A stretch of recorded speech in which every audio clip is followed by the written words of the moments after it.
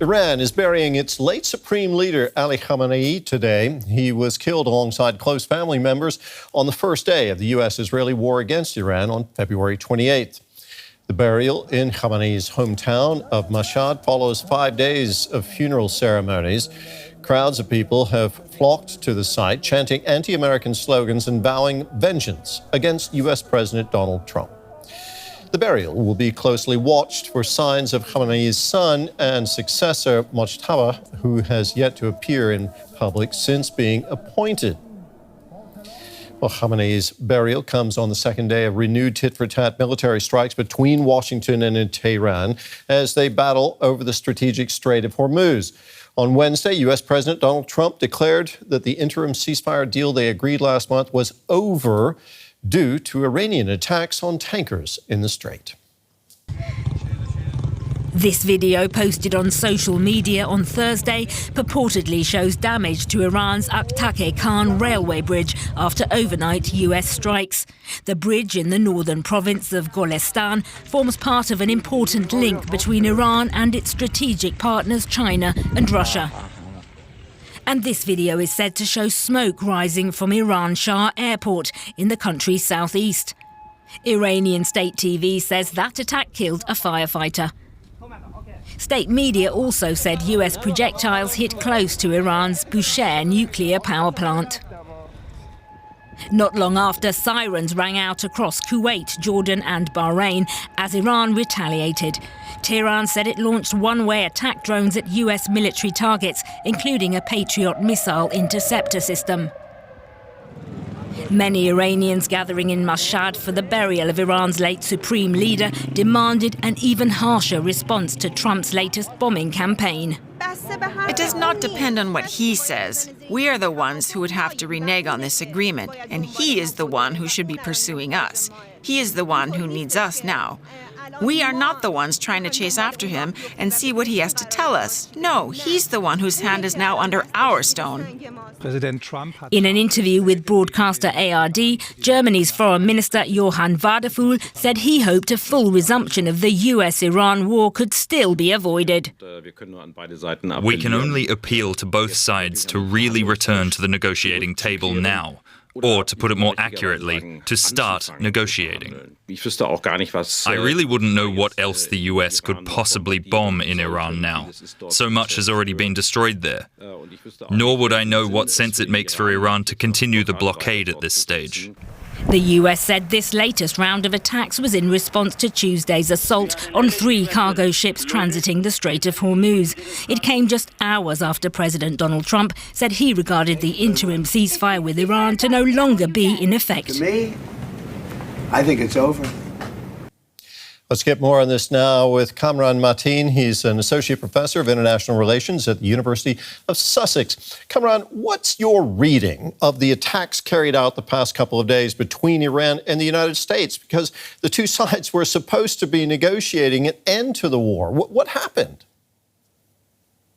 Good afternoon, and thanks for having me on. Well, it's clear that the memorandum of understanding between the two sides, which was signed and kind of formalized the ceasefire, is not understood in the same way by both sides. Iran understands the Article 5 of this text to suggest that Iran has full and exclusive control over the Strait of Hormuz. And this is exactly what Iran is trying to do and practicing on the field. But US side and other Gulf states do not see that article at all to mean that. They see that article suggesting that the arrangement for the passage of the ships through the strait has to be agreed by Iran, Oman as the 2 coastal states, as well as other Gulf states. So that's, I think, at the crux of the matter at the moment. Iran is trying to exercise sovereignty and kind of impose this new reality and make it recognized by everyone involved. But the other side, the US in particular, is refusing to accept this. So at the moment, actually, these tit-for-tat attacks are more about that particular issue, which did not exist actually before US and Israel started the war, rather than it being about Iran's nuclear program, which was the original the original sin, if you like, of the Iranian government, which attracted the attack by Israel and US. At least this is how they claimed and justified the attack. So it's clear that Iran and the U.S. do not see eye to eye on the Strait of Hormuz. Then has anything been accomplished in the talks so far between the warring parties? Not really. I mean, the memorandum of understanding stipulated that after that was signed, the two sides would have 60 days to discuss other key issues, Iran's nuclear program in particular, and maybe Iran's missile and drone projects and Iran's activity in the region. The latter two issues was never accepted by Iran to be a legitimate topic to be discussed anyway. But nevertheless, the nuclear issue was the main issue, which has not been discussed at all. Whatever talks have happened since the signing of the MOU has been about actually the Strait of Hormuz and how it's supposed to be managed. So there hasn't been any progress. And Trump obviously was very frustrated with this, as we heard when he spoke in the NATO summit in Ankara. But Iran doesn't seem to be backing off from its claim on the strait, and I think this is what underlies the current attacks from both sides against each other. Well, this resumption in fighting is happening just as Iran is burying its former supreme leader. Do you see any significance in the timing of all of this?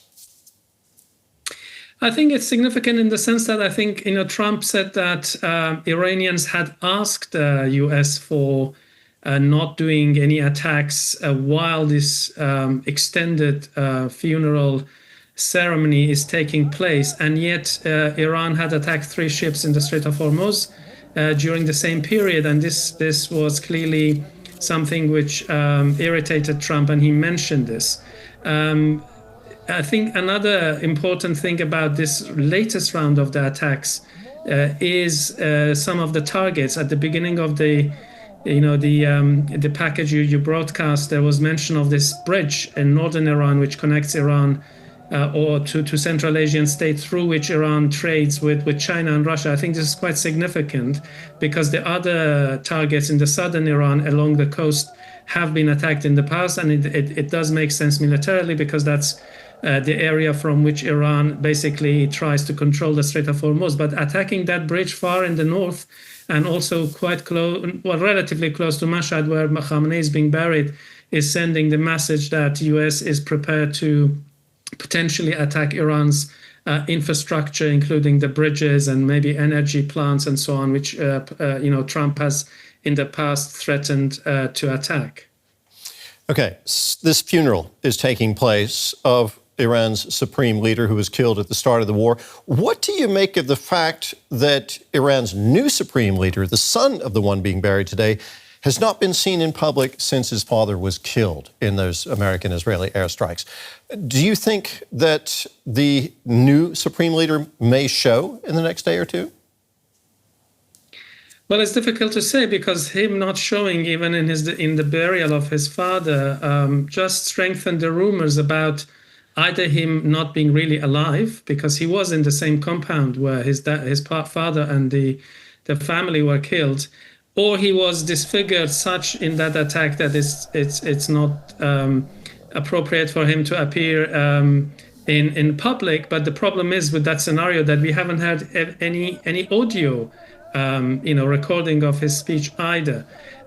Or it's, what Iranian officials themselves claim it's all about security. So it's not entirely clear really why he's not showing.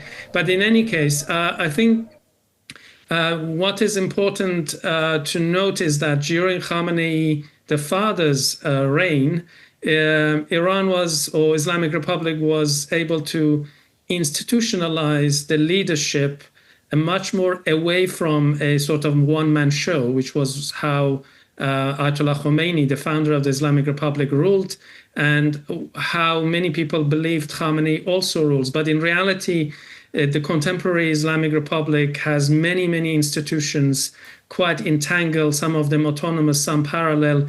So the absence of Mojtaba Khamenei, the son of Ayatollah Khamenei, is an important issue, but it may not be one issue on which Islamic Republic is likely to stand or fall. But nevertheless, I think the absence of a figurehead like Supreme Leader is likely to make internal clashes and divisions and differences between different factions, about which we hear on a daily basis. There are lots of people within the establishment are against any rapprochement with the US or negotiations in principle. So it will be difficult to maintain, a unity between different factions in the long-term absence of a supreme leader. Half a year ago, before this war started, there were popular demonstrations in Iran against the regime and some of its policies, the economic conditions. At the time, you drew comparisons to revolutions in other countries where governments had been overthrown. Do you still see that potential for happening in Iran now, that the people could rise up in this situation?